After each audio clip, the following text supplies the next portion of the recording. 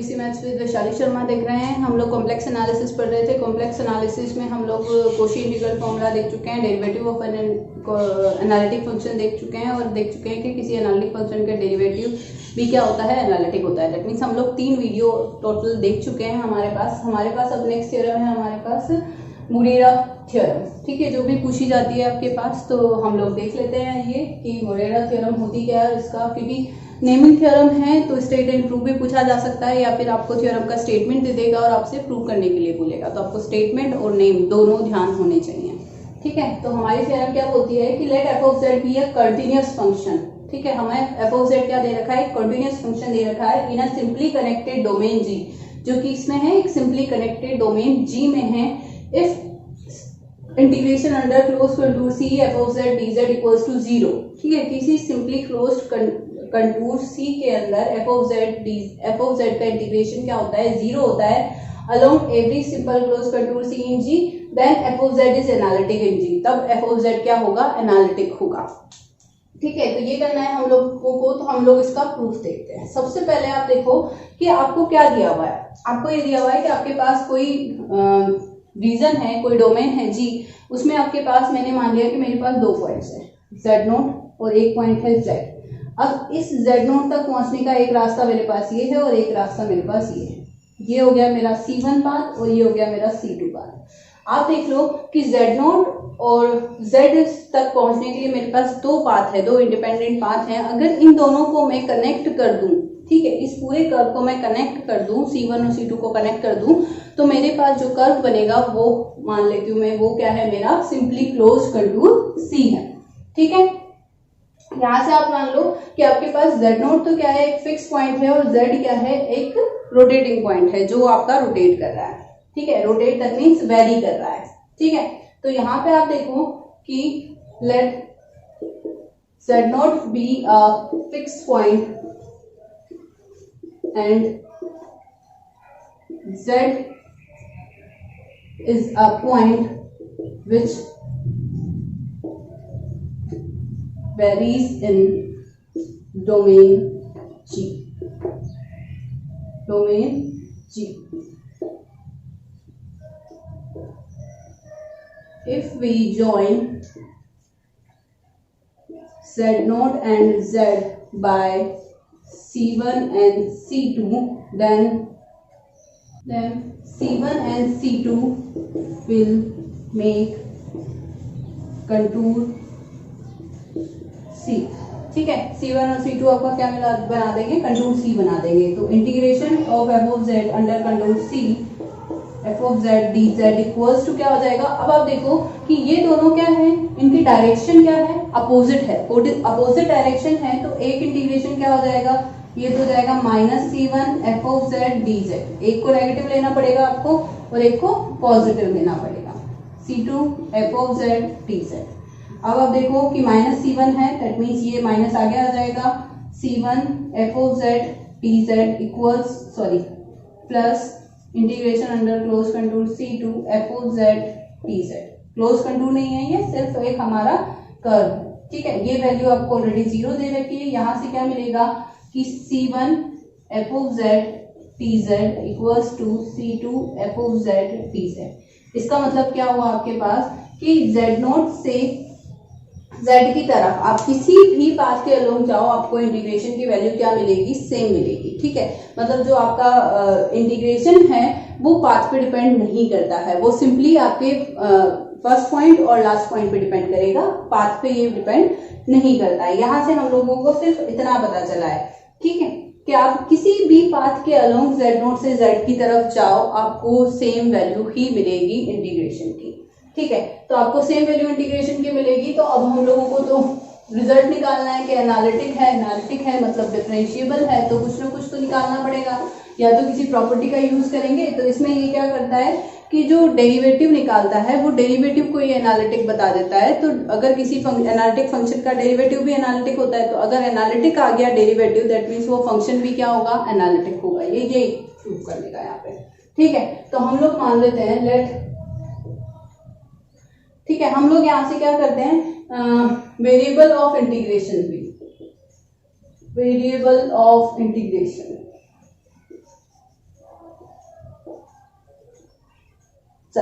मैंने यहाँ से तब आपका एफ ऑफ जेड नया फंक्शन इंट्रोड्यूस करते हैं, वो क्या हो जाएगा जेड नॉट से z f of Sai D Z. ठीक है, यहाँ पे आप देखो कि आपका जो फंक्शन है वो पाथ पे डिपेंड नहीं करता है, सिंपली जेड नॉट और जेड पे डिपेंड करता है। ठीक है, तो यहाँ पे हम लोग क्या करते हैं, जेड के ही पास में we take a point Z not plus H in neighbourhood of Z के नेबरहुड में हम एक पॉइंट ले लेते हैं Z not plus H which is in G, ये भी जी में ही है। तो यहाँ पे देखो आपका F of z not plus H क्या हो जाएगा, ये हो जाएगा z not plus H two Z f of xi D Z. ठीक है, सॉरी जेड नॉट से जेड नॉट प्लस एच तक। ठीक है, आपने नेबरहुड में लिया, यहाँ पे हो गया। क्यों निकाल रहे हो आप, क्योंकि आपको इसका डेरिवेटिव निकालना है, तो आप एफ टेस्ट जेड निकालना चाह रहे हो, एफ टेस्ट जेड नॉट, तो वो क्या हो जाएगा F of z not plus h minus f of z not divided by H. यही निकालना होगा ना, तो हम लोग इसी को निकालना चाह रहे हैं। मैंने दोनों वैल्यू निकाल ली, अब मैं माइनस करके यहाँ पे इसे डिवाइडेड बाय एच कर दिया। ठीक है, तो यहाँ पे हम लोग निकालते हैं, माइनस कर लेती हूँ सबसे पहले मैं f of z not plus h minus f of z not equals to हो जाएगा जेड नॉट से z not plus h f of xi d xi minus z not से z f of xi d xi. Simply आपको integration की properties use करनी है।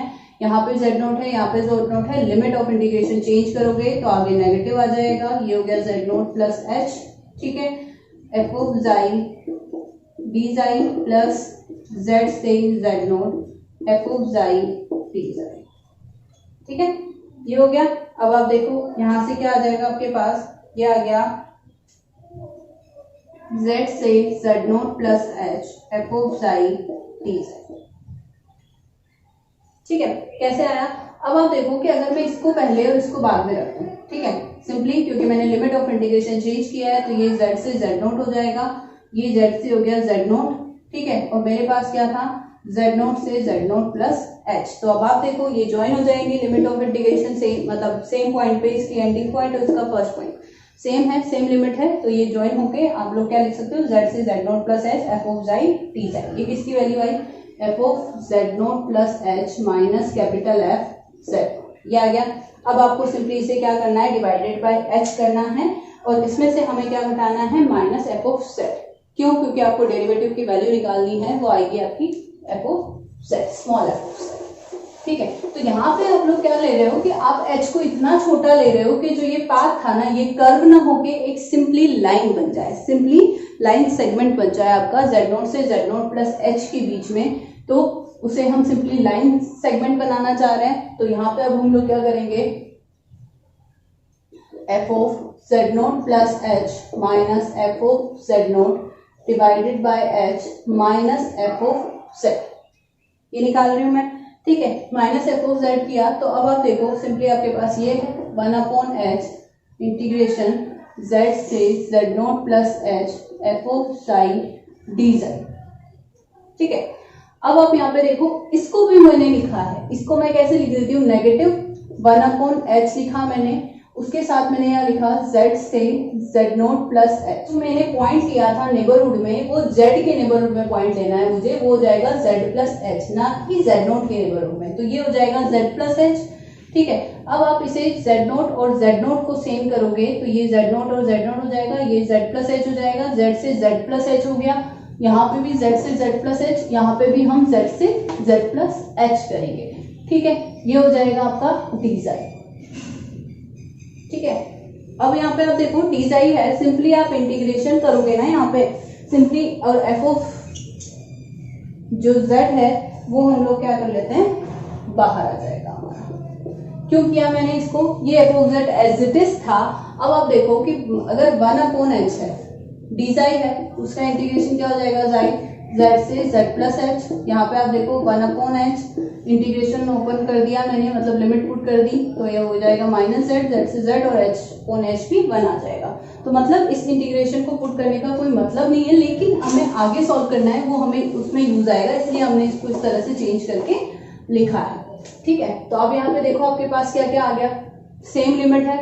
ठीक है, तो आप 1/h को बाहर निकाल लो, 1/h मैंने बाहर निकाल दिया, लिमिट z से z प्लस एच सेम है, अंदर मेरे पास यहाँ पे है f ऑफ साई, ठीक है, माइनस f ऑफ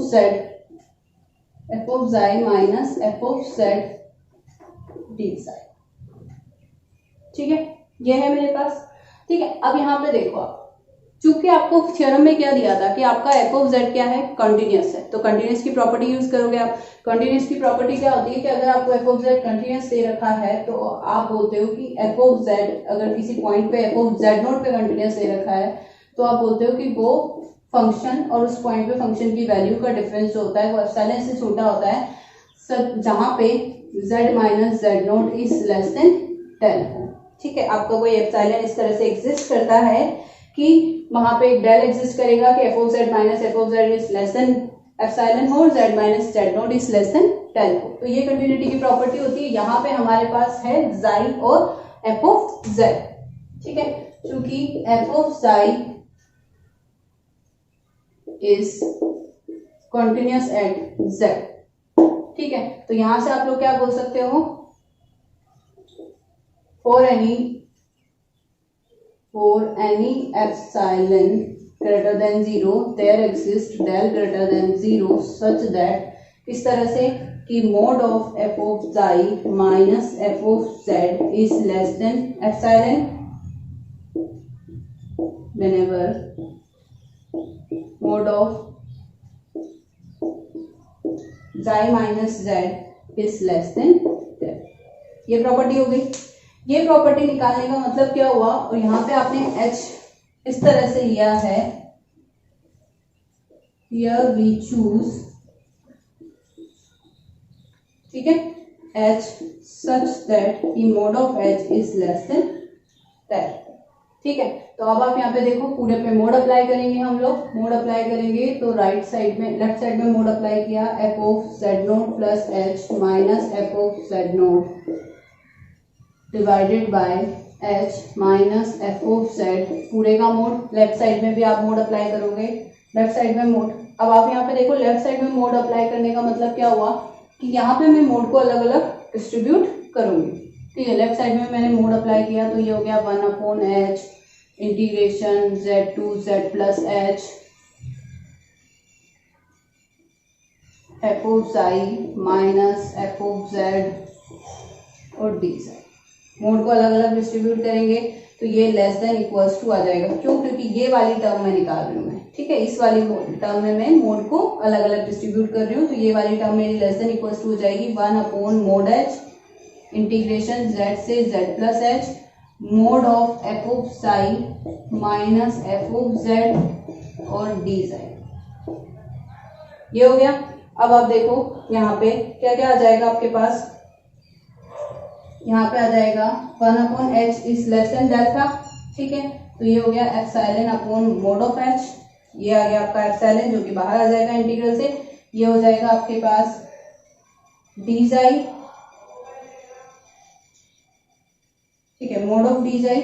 यहाँ से आपके पास बचेगा मोड ऑफ h, क्योंकि आप इंटीग्रेशन सॉल्व कर लोगे ना, ये डी साई बचा जो कि साई आ जाएगा और इंटीग्रेशन है तो आपको केवल h देगा, तो मोड ऑफ h से mod of h cancel out हो जाएगा। ठीक है, which is less than equals to epsilon. अब आपने एप्सिलॉन क्या यूज किया था, आर्बिट्री चूज किया था अपने हिसाब से, तो आप अगर इसे 0 ले लेते हो, ठीक है, तो यहाँ से आपके पास ये पूरा फंक्शन बन गया mod of f of z not plus h minus f of z not divided by h minus f of z is less than epsilon. ठीक है, चूंकि epsilon is arbitrary, this implies epsilon equals to 0 अगर हम ले लेते हैं तो यहाँ पे आपके पास क्या बचेगा, f of z not plus h minus f of z not divided by h equals to f of z। अगर मैं दोनों साइड लिमिट अप्लाई कर दूं तो लिमिट अप्लाई करने के बाद लेफ्ट साइड क्या बच जाएगी, दोनों साइड अगर लिमिट अप्लाई कर देते हैं, limit h tends to 0, f of z not plus h minus f of z not divided by h equals to f of z, क्योंकि यहाँ पे तो h का कोई यूज ही नहीं है तो लिमिट का कोई फर्क नहीं पड़ेगा। ठीक है, तो ये हो गया आपके पास f dash z equals to f of, correct कर दिया था कि z प्लस एच लिया था मैंने, z नॉट प्लस एच नहीं है वो z प्लस एच है, तो जहां जहां मैं z नॉट प्लस एच ले रही हूँ वहां वहां आप लोग z प्लस एच कर लें, और ये z प्लस एच करूंगी तो ये भी क्या हो जाएगा, z ही हो जाएगा। ठीक है, तो ये हो गया मेरा f dash z equals to f of z। अब आप देखो कि यहाँ क्या है आपके पास कि f डैश z, ठीक है, f डैश z क्या था, g में क्या था, एक एनालिटिक फंक्शन था। ठीक है, यहाँ पे आप बोल सकते हो simply f of z is analytic in g। ठीक है, और हम लोग जानते हैं कि derivative of an analytic function is analytic. ठीक है, और हम लोगों को बताया है कि derivative of an analytic function is analytic. ठीक है, which implies f of z is analytic.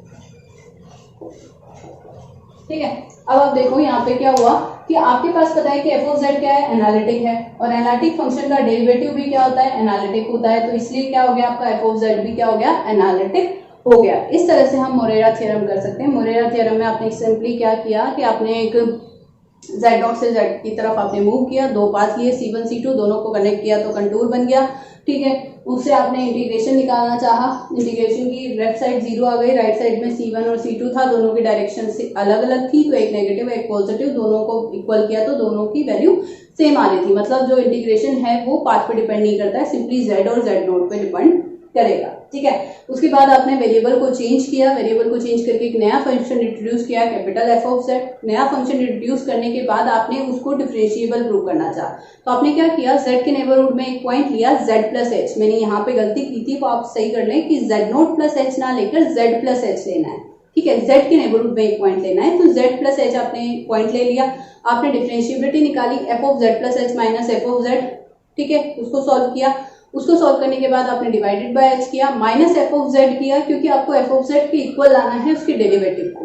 ठीक है, आपने उसको माइनस f ऑफ z करके राइट साइड में जो भी टर्म आई उसको आपने बकायदा उसी तरह से वापस सॉल्व किया कि आपने उसकी सारी वैल्यूज यहाँ पे, जैसे मैंने मोड अप्लाई कर दिया, कंटिन्यूटी दे रखी थी इक्वेशन थ्योरम में, तो आपने कंटिन्यूटी की प्रॉपर्टी यूज की, वैल्यूज पुट की, वैल्यूज पुट करने के बाद आपके पास एप्सिलॉन बचा, एप्सिलॉन आर्बिट्रेरी था तो उसको आपने 0 इक्वल टू माना, 0 इक्वल करके आपने यहाँ से निकाला तो left side equals to r side हो गई, limit h tends to 0 put किया तो equals to f of z आ गया। यहाँ पे आपने रीजन दिया कि जो हमने प्रीवियस थ्योरम में देखा था कि derivative of an analytic function is also analytic, तो यहाँ से आपके पास क्या हो गया, f ऑफ z भी एनालिटिक हो गया। ठीक है, इस तरह से हमारे पास मोरेरा थ्योरम हो गई। इसके बाद हमारे पास एक थ्योरम और बचती है, उसके बाद हम क्वेश्चंस देखेंगे, फिर ये हमारी सेकंड यूनिट खत्म हो जाएगी। ठीक है, तो अगर आपको वीडियो सही लगा हो, समझ में आया तो प्लीज लाइक कीजिएगा और शेयर कीजिएगा।